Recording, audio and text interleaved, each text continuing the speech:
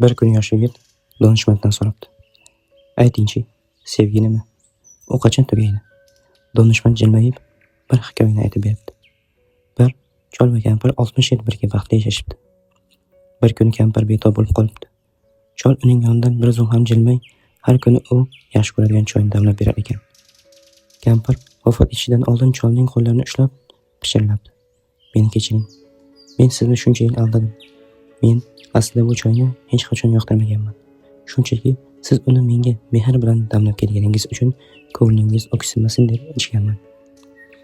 Chol ko'zda yosh bilan javob berdi: "Men ham seni kechirishingni so'rayman, azizim. Men ham aslida bu choyni qanday damlashni bilmasdim.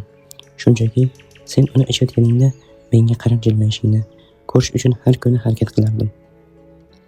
Sevgi bu bir xil narsani yoqtirish emas, bu o'zing yoqtirmagan narsani ham sevgan insonning baxti uchun qadrlashdir. Sevgi bu sabr va bir-birini ko'nglini asrashdir."